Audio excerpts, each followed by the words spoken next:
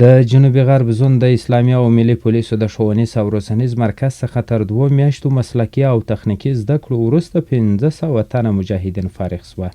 د یادو فارغ شوو پولیسو د فراغت په پار مراسمو کې د کورنۍ چارو د وزارت اداري معین مولوي نورالجلال جلالي، د دفاع وزارت عقیدتي رئیس الحاج مولوي عبدالرحمن منیر، د کورنۍ چارو وزارت د اداري معینات اداري رئیس مولوي محمد طاهر حلیم، د اسلامي امارت ویان مولوي ذبیح الله مجاهد، د کندهار امنیه قومندان مولوي سمیع الله حزب الله او همدارنګه د بیلابیلو ریاستونو رئیسانو، ولسوالانو، د حوزو امیرینو او یو شمېر نورو مسؤلینو ګډون درلود. په دې باندې موږ پوه شولو چې پولیس په ټولنه کې کوم حقوق لري او خلک پر دې باندې کوم حقوق لري. موږ که چیرې په چک پوینټ باندې یا په تلاشي کې یا د کورونو په تلاشي کې یا د وسایطو په تلاشي کې باید کوم تکتیک څخه کار واخلو، د کوم صبر او زغم څخه کار واخلو. د یادې غونډې په پیل کې د دفاع وزارت عقیدتي رئیس الحاج مولوي عبدالرحمن منیر د فارغ پولیسو هڅې وستایلې او ویل چې ټول امنیتي ځواکونه باید د الله جل جلاله پر لار روان اوسي او د ټولنې خدمت یوازې د الله جل جلاله د رضا لپاره وکړي. نوموړي له فارغ مجاهدینو وغوښتل چې لا هم پر خپل دین او خلکو غیرت وکړي.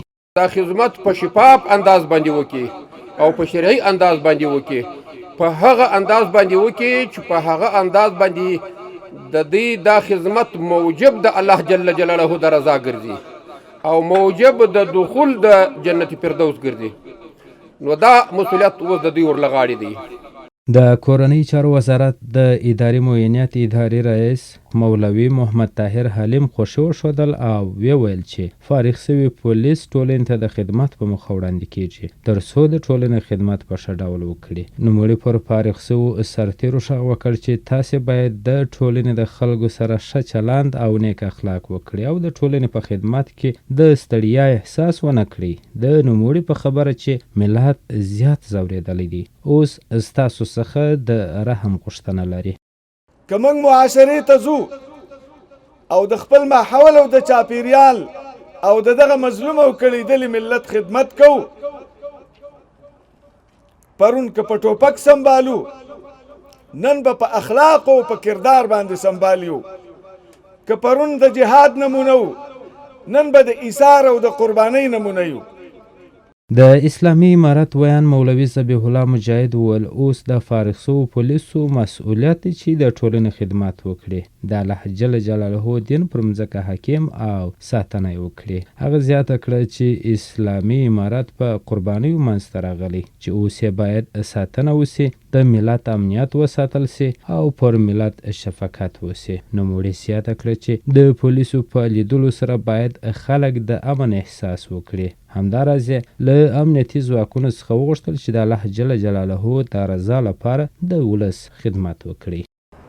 په مځکه باندې د الله نظام حاکم کول او د دې مځکې د خلکو خدمت کول چې پر رأس کې د خلکو امنیت تأمینول دي یو ډېر لوی هدف ده او ټول هغه مشقت سختۍ چې د جهاد په دوران کې برداشت کېږي د همدې لوی هدف لپاره وي.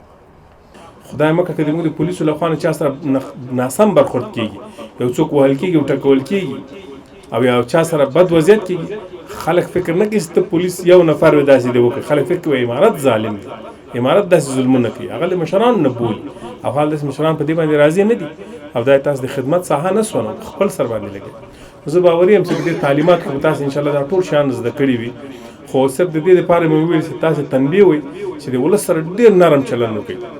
د کورنۍ چارو وزارت اداري معین مولوي نورالجلال جلالي په یاده غونډه کې هر اړخیزه وینا وکړه او د پولیسو په فراغت سره خوښي وښودل او ویل چې الله جل جلاله د اشغالګرو څخه زموږ هیواد آزاد کړ او بریا یې رانصیب کړه. نو اوس باید موږ او تاسې د ولس خدمت وکړو او د الله جل جلاله شکر ادا کړو. نوموړي خبریالانو ته په وینا کې وویل د کندهار د پولیسو د همدې ښوونیز او روزنیز مرکز څخه تازه 1500 تنه سرتیري فارغ شوي او په خبره یې کورنۍ چارو وزارت هڅه کړې چې د هیواد په کچه تر 500,000 څخه زیات مجاهدین د لنډمهاله 3 او 2 میاشتنیو کورسونو له لارې په نظامي برخه کې وروزي.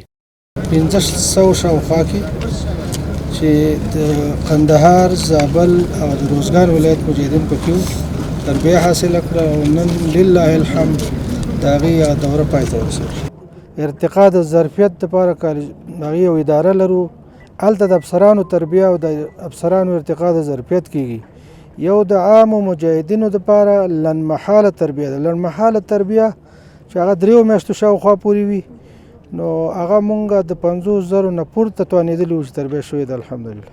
د غونډې په وروستیو کې د جنوب غرب زون د اسلامي پولیسو د ښوونیز او روزنیز مرکز قومندان مولوي مطیع الله فاروقي فارغ شوو پولیسو ته مبارکي وویل او د هغوی څخه یې د لا خدمت هیله وکړه. همداراز یې ټولو پولیسو ته د ولس سره پر رحم، شفقت او ښه چلند کولو توصیې وکړې او له فارغ شوو پولیسو څخه یې وغوښتل چې د اسلامي امارت د مشرانو او امرینو احترام او اطاعت وکړي. نو چې الله پاک دونه غښتلی نظام جوړ کړ او بیا ته راورالېږي د الله پاک د بنده دونه سپکاوی کوې، ستا به دا فکر وي چې زه به پر حق یم، دی به ناحق یو تیزه خبره به ورته کړي. که داسې ته به پر حق نه یې، ته به ناحق یې، هغه د الله پاک هغه عاجزه بنده به پر حق یې، الله پاک به داسې ناراض شي د دې بنده په خاطر باندې. نو دا محسنینو او ملګرو ټولو ته زموږ دا توصیه ده، د الله پاک پر مؤمنانو بندګانو باندې رحم وکړه. د یادولو ده چې د پروګرام په وروستیو کې فارغ سرتیرو ته د مشرانو په لاسونو ستاینلیکونه ورکړل سوه او ورته په چارو کې د بریالیتوب دعا وسوه او په تکرار سره له فارغ سرتیرو د ولس سره پر نیک چلند ټینګار وکړ.